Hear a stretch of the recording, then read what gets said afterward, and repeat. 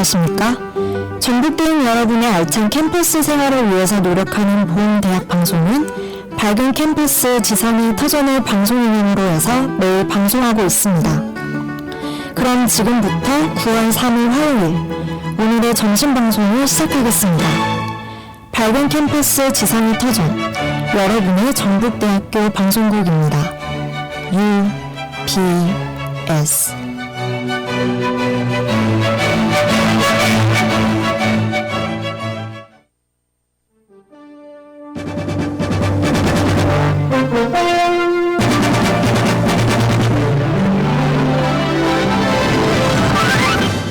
UBS 뉴스입니다.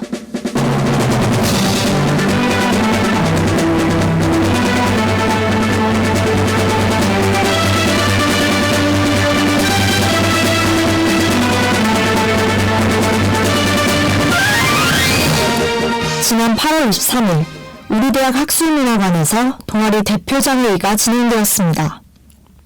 이날 주요 안건은 총동아리 연합회 회장단 선거 방식 변경으로 기존 동아리당 3명의 대표가 투표하던 간접 선거제에서 중앙동아리에 가입된 재학생 모두가 투표하는 직접 선거제로 변경하는 안건이었습니다. 직접 선거제 도입 안건은 이날 회의에 참석한 동아리 대표자 79명 중 53명의 찬성으로 의결되었습니다. 이로써 19년도 총동아리 연합회 회장단은 상대적으로 많은 득표수와 함께 책임감과 정당성이 증가할 것이며 또한 중앙동아리의 역할이 증대될 것이라 기대됩니다. 그 밖에 다른 안건으로는 총동아리 연합회 세칙 수정, 선거관리위원회 선출 등이 있었습니다. 최근 우리 대학에서 교수 비위 행위가 연달아 밝혀지면서 충격을 주고 있습니다. 논란이 된 혐의로는 성추행, 음주운전 사고, 갑질 및 장학금 횡령, 국가시험 대리 출제, 그리고 논문 부정 활용 등이 있으며 혐의들에 대해서는 조사를 진행 중입니다. 학교 측에서는 지난 7월 9일 기자회견을 열어 위법 행위가 확인되는 대로 신속히 대처할 것이라고 밝혔으며 여러 가지 재발 방지 대책을 내놨습니다. 한편 학생들은 이러한 교수 비위 행위와 사실을 뒤늦게 전한 대학 본부의 미온적 태도를 규탄하며 목소리를 높였습니다. 이에 학교는 비위 행위가 확인된 교수에 대한 강력한 처벌과 확실한 재발 방지 대책이 요구됩니다. 학우 여러분도 우리 대학의 발전을 위해 끝까지 지켜봐 주시길 바랍니다. 뉴스를 마칩니다. 담당은 홍사라입니다. 지금 시각은 1시 14분입니다.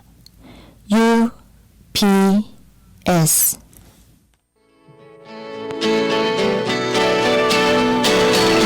밝은 캠퍼스 지상의 터전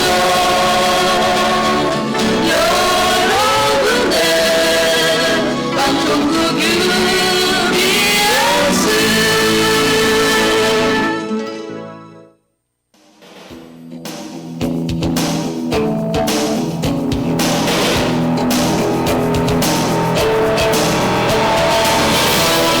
UBS 오피니언 시간입니다.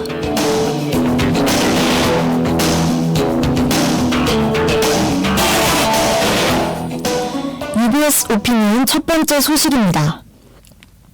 지난 8월 21일 비위 행위로 불구속 기소된 무용학과 모 교수의 재판이 열렸습니다.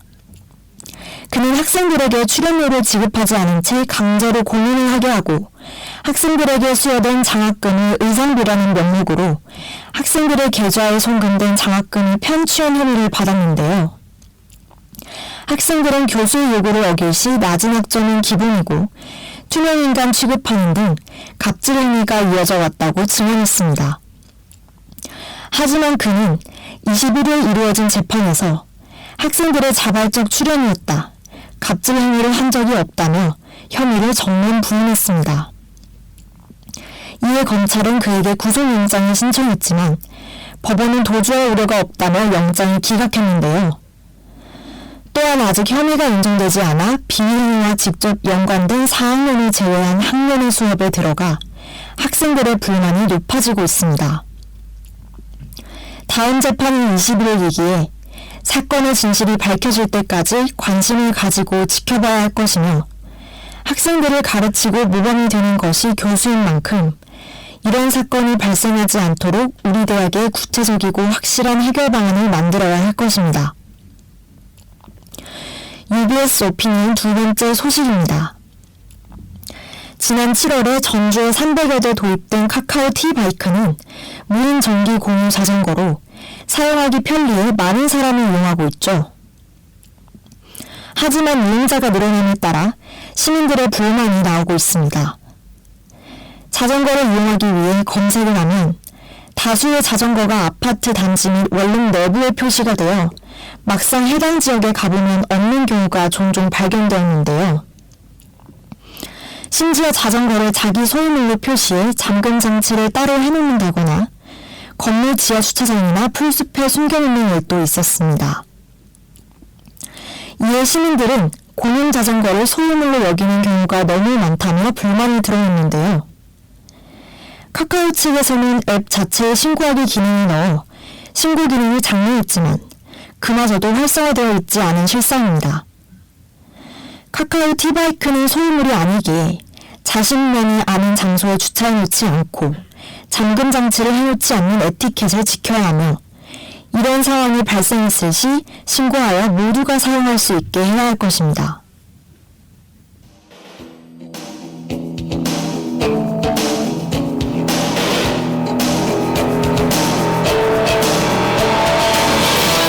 UBS 오피니언을 마칩니다.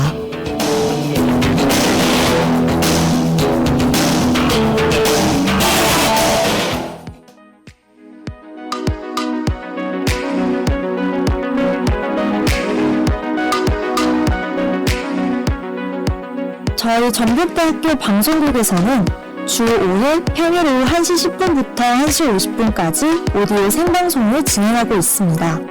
월요일 점심에는 설레지만 아프고 씁쓸한 우리의 이야기, 연애의 모든 것이, 화요일 점심에는 문학작품을 소개하여 학우들에게 마음의 휴식을 선사하는 문학배면 시태가, 수요일 점심에는 귀로 듣는 드라마, 영화 리뷰 방송 하루 한 잔 여유가, 목요일 점심에는 대학생의 시선에 맞추어 뉴스를 소개하고 더욱더 알고 쉽게 전달해주는 뉴스 코멘터리가, 금요일 점심에는 학우 여러분에게 필요한 정보를 전달하는 전달 캘린더가 방송됩니다.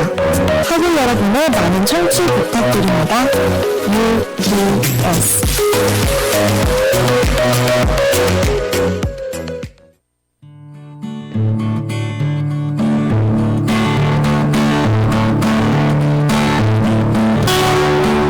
안녕하세요. 전북대학교 학우 여러분. 길고 긴 방학이 지나고 드디어 개강을 맞이했습니다. 아마 개강 첫 주여서 정신없는 하루하루를 보내고 있으실 것 같은데요. 오늘의 점심시간은 잘 보내고 있으신가요? 힘들고 지친 학우 여러분들에게 잠시나마 휴식을 취할 수 있는 시간을 선물해드리기 위해 찾아왔습니다. 문학배면 시체, 저희 문배시가 매주 이 시간 2개의 문학 작품들을 소개해드릴 건데요.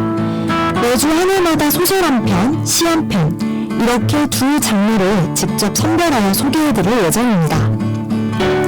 저희 UBS 제작진들이 고민하고 또 고민한 끝에 고른 작품들이니까요. 많은 관심 가져주시고 청취해주시면 감사할 것 같습니다.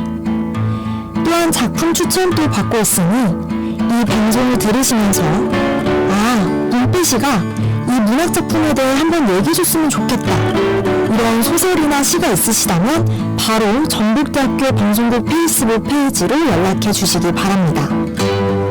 저희가 방송을 적극 참고해서 기획하도록 하겠습니다. 그럼 본격적으로 문학배면 시체, 문배시 시작해보도록 하겠습니다. 지금 이 시간만큼은 저희 문배시를 편안히 들으시면서 고단한 생활 속에서 빠져나와 쉬어가는 그런 시간이 되셨으면 하는 바람입니다.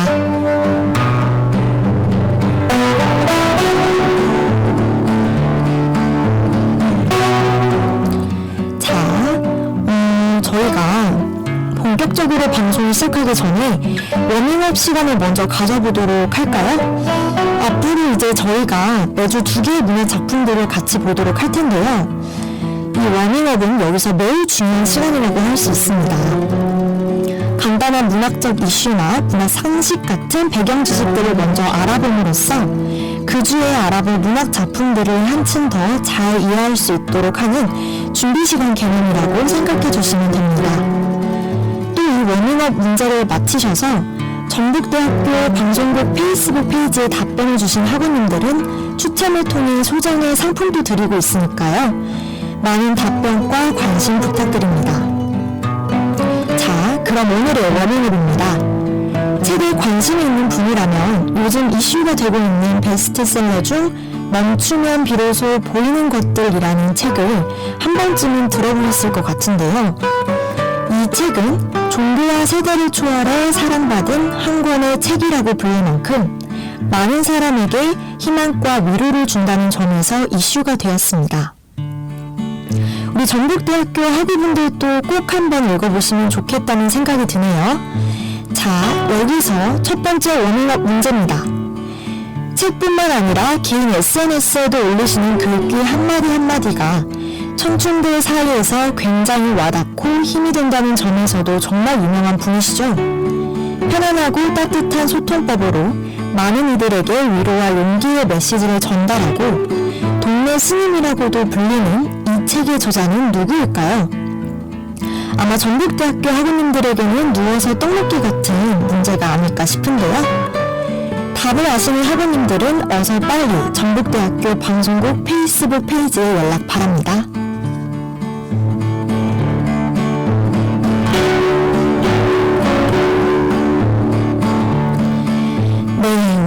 개강 첫 주인데요.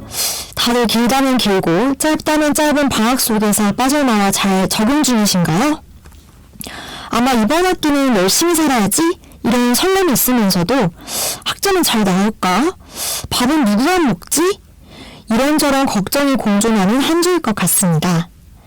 썰렁했던 방학 속의 캠퍼스가 지나가고 시끌벅적하고 활기찬 캠퍼스를 보니까 진짜 개강을 했구나 이런 실감이 드는데요.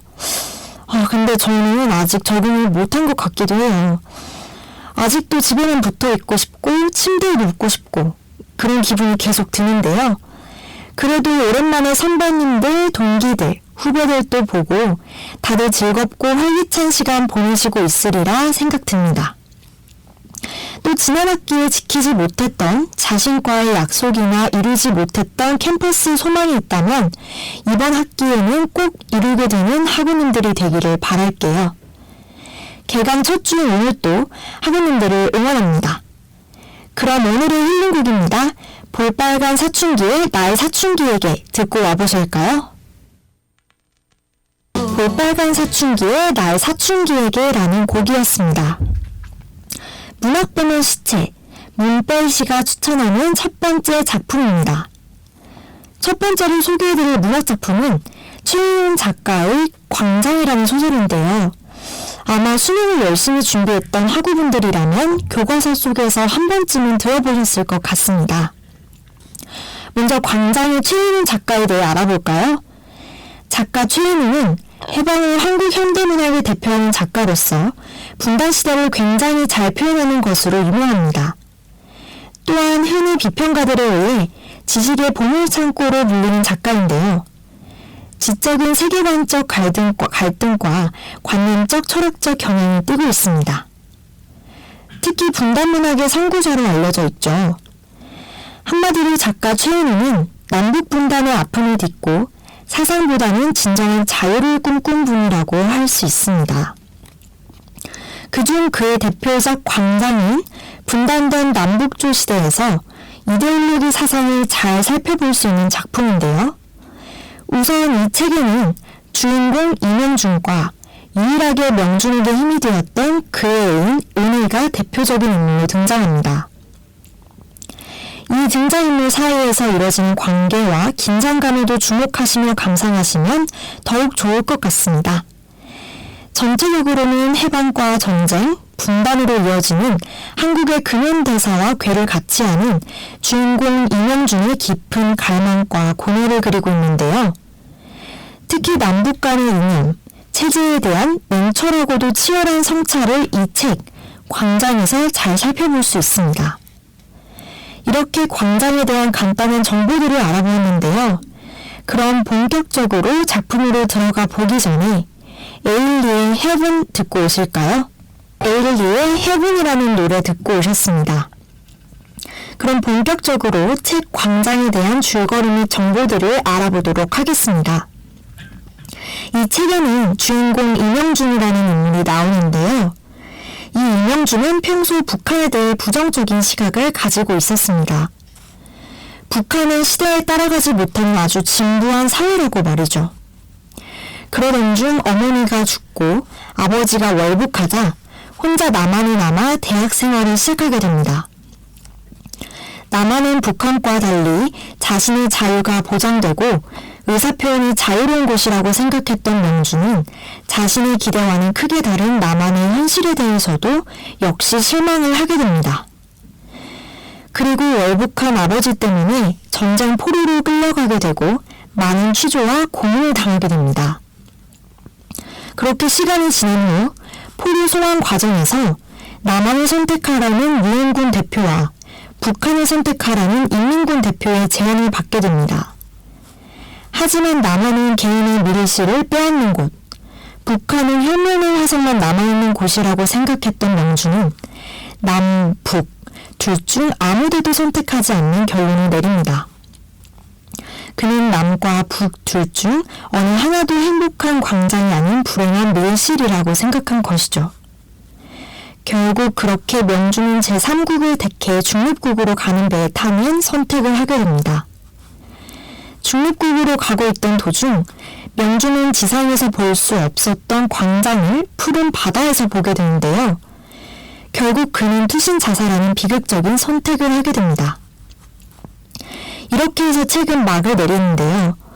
와, 정말 섬뜩하고도 슬픈 결말입니다. 여기서 명준이 생각하는 광장이라는 곳은 어떤 곳이었을까요? 과연 죽음이 그가 생각하는 진정한 광장이었을까요? 작가 최은희는 주인공인 임영준을 내세워 남과 북의 이데올로기를 정면적으로 드러내며 남북 문제는 우리 민족 모두가 스스로 해결해야 할 민족적 과업인 점을 강조하였습니다. 또한 광장과 밀실이 어우러지는 조화로운 곳에 주목하기도 하였는데요. 책 광장은 현재까지도 지속되고 있는 조금은 잊고 살았던 남북 문제에 대해 한 번 더 생각할 수 있었던 작품 같습니다. 여러분의 생활 속에서 광장은 무엇인가요? 여러분들만의 광장이라는 곳은 존재하고 있나요? 이 방송을 들으시면서 한번 고민해 보시는 것도 좋을 것 같습니다. 여러분들의 광장에 대한 질문을 남기면서 첫 번째 작품 광장은 여기서 마무리하고요. 두 번째 작품에 대해 알아보기 전에 안재욱의 친구 듣고 오시겠습니다. 네, 안재욱의 친구라는 노래였습니다. 이제 오늘의 두 번째 작품 흔들리며 피는 꽃이라는 시에 대해 알아보도록 할 텐데요. 아마 생활하시면서 한 번쯤은 들어봤을 법한 시라고 생각됩니다. 이 흔들리며 피는 꽃의 도종환 시인은 시인뿐만 아니라 국회의원이라는 직업도 가지고 있는데요. 많은 문학상을 휩쓸고 국회의원 측면에서도 명성이 뚜렷한 아주 멋있는 인물입니다. 특히 그의 시들은 역사적 상상력에 기반하여 결백에 대한 의지를 보여주는 점이 인상 깊은데요. 또한 그는 자신의 인생 일대기에 따라 작품을 쓰곤 했습니다. 80년대 광주시민 혁명 이후 고둥이 마을에서라는 시집을 통해 민중들의 삶을 그렸고 접시꽃 당신이라는 시를 통해 사별한 아내에 대한 슬픔과 그리움을 지금 비록 너희 곁을 떠나지만 이라는 시를 통해 정교조 활동으로 해직되고 투옥되었던 소감을 그렸습니다. 특히 소박하고 순수한 시어를 사용하여 사랑과 슬픔 등의 감정들을 서정적으로 표현한다는 점에서 주목을 받습니다. 이 시도 그의 표현 방식이 잘 담긴 작품 중 하나인 것 같은데요. 또한 꽃이 피는 평범한 자연현상을 인간의 삶에 접목하여 인생의 진리를 나타내었다는 점도 우리가 주목해야 할 부분이 아닌가 싶습니다. 마지막으로 형식적 측면에서 본다면 자율시, 서정시의 갈래로 사색적이고 비유적인 성격을 띠고 있습니다.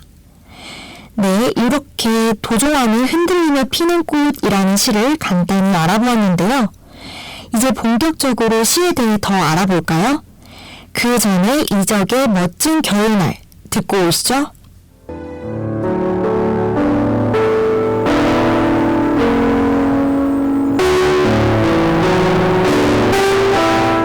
흔들리며 피는 꽃, 도종환. 흔들리지 않고 피는 꽃이 어디 있으랴. 이 세상 그 어떤 아름다운 꽃들도 다 흔들리면서 피었나니, 흔들리면서 줄기를 곱게 세웠나니, 흔들리지 않고 가는 사람이 어디 있으랴. 젖지 않고 피는 꽃이 어디 있으랴. 이 세상 그 어떤 빛나는 꽃들도 다 젖으며 피었나니, 바람과 비에 젖으며 꽃잎 따뜻하게 피웠나니, 젖지 않고 가는 삶이 어디 있으랴.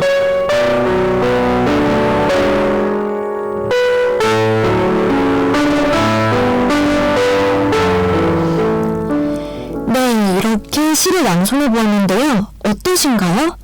정말 언제 들어도 마음을 울리는 그런 좋은 시가 아닌가요? 이 시, 흔들리며 피는 꽃은 표현 측면에서 보면 전체적으로 뭐뭐 있으랴 같은 서리법이 굉장히 돋보이는데요. 이런 수사법으로 말하고자 하는 것을 더욱 강조하였다고 합니다. 또 내용적 측면에서 본다면 흔들리고 젖는 상황을 인간의 고난과 시련에 비유했는데요. 꽃, 비 같은 자연의 제재로 쓰인 점이 인상적입니다. 그리고 그 상황 속에서도 피어나는 꽃잎을 인간의 삶과 사랑에 빗대어 표현하였습니다. 시련과 역경을 이겨내고 꽃이 피듯이 우리의 사랑과 삶도 그렇게 완성된다는 진리를 노래하고 있네요. 아마 도종환 시인은 아무리 힘든 일이 있어도 잘 이겨낸다면 그때야 비로소 간절히 바라던 것들을 얻을 수 있다는 희망의 메시지를 전하고 싶었던 것이 아닐까 싶습니다. 우리 삶의 고뇌, 고통 등은 우리의 삶을 성숙하게 하고 완성시키는 것이므로 이를 부정하거나 회피하지 말고 긍정적으로 수용하자는 의미를 담고 있듯이 말이죠. 특히 이렇게 사랑과 삶에 관해 전하고 싶은 메시지를 솔직한 어조로 표현했다는 점이 인상 깊었습니다. 정말 멋있는 의미를 담고 있는 시인데요. 이 멋있는 의미를 전북대학교 학우분들이 꼭 알아주셨으면 하는 마음이 간절히 듭니다.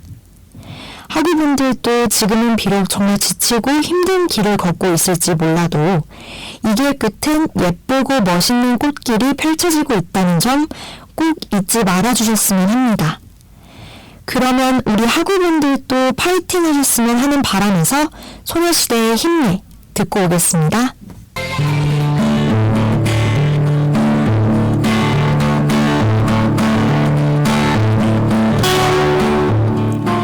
네, 소녀시대의 힘내라는 곡이었습니다. 오늘은 최은은 작가의 광장이라는 소설, 도종환 작가의 흔들리며 피는 꽃이라는 시에 대해 알아보았는데요. 어떠셨나요? 문학 작품에 대한 다양한 것들을 들으시면서 힐링하는 그런 시간이 되셨나요? 그럼 오늘의 하루 한마디 시간을 가져보도록 하겠습니다. 하루 한마디 시간은 오늘 방송에서 나온 작품 중 인상 깊었던 내용이나 추천해드리고 싶은 얼굴을 한마디로 표현하여 이야기해보는 시간인데요. 이 하루 한마디만큼은 우리 학우분들이 기억해 주셨으면 하는 바람입니다. 자, 그럼 오늘의 하루 한마디는요. 시련을 이겨내고 꽃이 피듯이 우리의 사랑과 삶도 그렇게 완성된다. 이 한마디를 여러분들이 꼭 기억해 주시면 좋겠습니다. 도종환 시인의 흔들리며 피는 꽃이라는 시가 주는 한마디였는데요. 우리 학우분들의 사랑과 삶도 시련을 이겨내 멋있고 예쁜 꽃으로 완성되기를 바랍니다.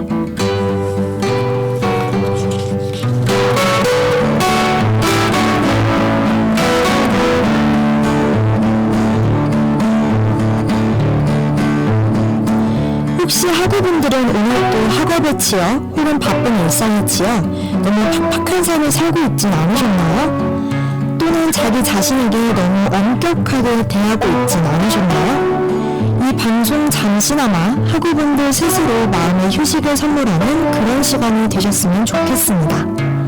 이런 말이 있죠. 시작하는 모든 존재는 늘 아프고 불안하다. 하지만 기억하라. 그대는 눈부시게 아름답다라는 말. 이 어부처럼 비록 현재는 많이 불안하고 흔들리더라도 눈부시게 빛날 우리 전북대학교 학우님들이라는 것 믿어 의심치 않습니다. 그리고 또 저희 UBS가 응원하고 있고요. 그럼 마지막 곡 오역의 소녀 들려드리면서 저희 문학 배면 시체 문배시는 다음 시간에 다시 찾아뵙도록 하겠습니다. 이번 일주일도 좋은 일들만 가득하시길 바랍니다. 지금까지 제작 연출의 도은서, 기술의 정상무, 진행의 저는 홍세나였습니다.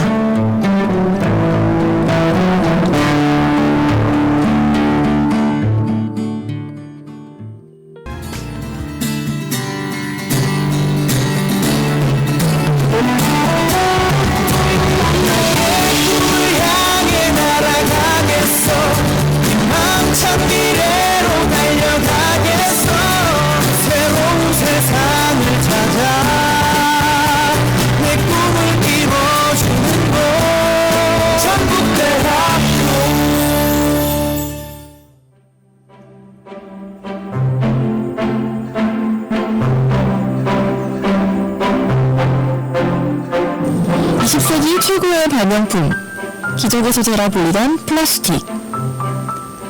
캠퍼스를 거닐다 보면 우리가 마시고 남은 플라스틱 쓰레기를 많이 볼 수 있습니다.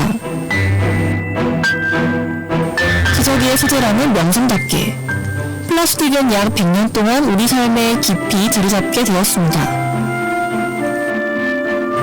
하지만 요즘은 전 세계가 플라스틱 사용량을 줄이기 위해 갖은 노력을 다하고 있는데요. 우리가 버린 플라스틱 때문에 죽어가는 동물들, 태평양 한가운데의 쓰레기들, 제대로 분리수거한 플라스틱도 재활용되지 않은 채 미세 플라스틱으로 분해되어 우리들이 섭취하고 있기 때문입니다.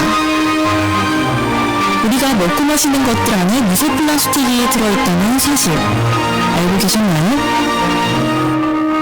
이제는 지구를 위해, 내 가족들과 나 자신을 위해 플라스틱 사용 줄여야겠죠? 캠페인 플라스틱 쓰지 마. 일상에서 플라스틱 사용을 줄이는 가장 쉬운 방법, 일회용 컵과 빨대 대신 텀블러를 사용해보시는 건 어떠세요? 개인의 작은 변화가 모여 큰 바람이 되도록 전북대인 여러분 모두 함께해 주시길 바랍니다. 지금까지 UBS 캠페인이었습니다.